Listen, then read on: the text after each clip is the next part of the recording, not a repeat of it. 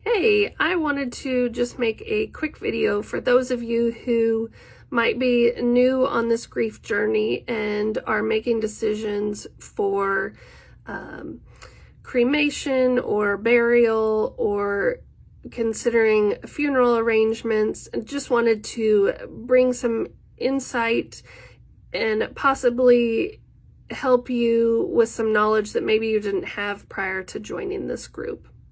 So number one, kids are tactile learners, meaning they need to touch everything. They need to experience it in a sensory way. And when it comes to death, we definitely get uncomfortable with the idea of kids needing to touch things and interact with them.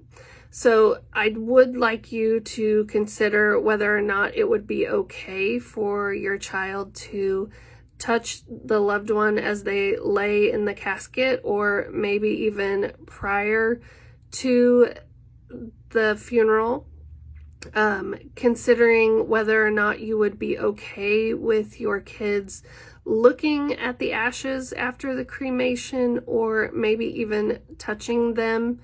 Again, I know this makes adults and parents uncomfortable and frankly a little bit nervous of what questions are they going to ask if I let them do this. But I think it's more important that kids get to experience what you are talking about, because as adults, most likely we have already lost somebody, and so we already know what these things mean, where our kids, this potentially is their first time experiencing this. And I've found that the kids that I work with who are able to really be a part of these ceremonies and rituals actually do better at coping with the loss because they were a part of it. It wasn't this hidden secret or this thing that wasn't talked about. Again, I know another thing that makes people uncomfortable is the idea of taking pictures during the funeral or celebration of life, or possibly graveside service, maybe even considering a video. And again, especially for our kids who have lost somebody so significant when they're at a young age, they will forever reprocess this grief event. And when we can show them a video or pictures, they tend to recall this visual memory, not just the muscle memory of the event.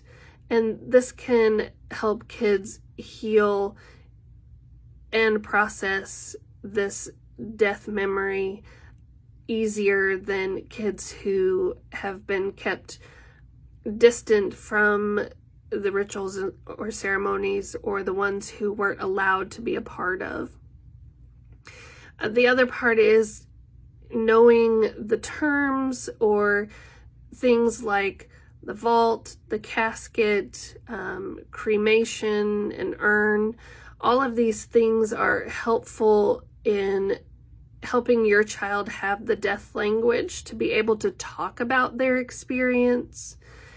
And again, let me add this in there. I know a lot of you have religious or spiritual beliefs, and obviously if some of the things I am suggesting go against your beliefs, you do not have to use them. I am only suggesting some options or alternatives, because most of us find ourselves in this grief situation so overwhelmed by the emotions that we don't think about what might help our children in that moment.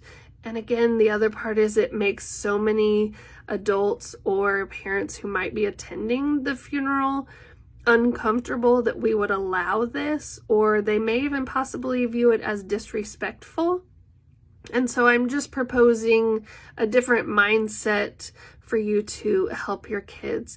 If this is something that you are struggling with or need some additional information, I would love to hop on a call to talk further with you. I hope this helps.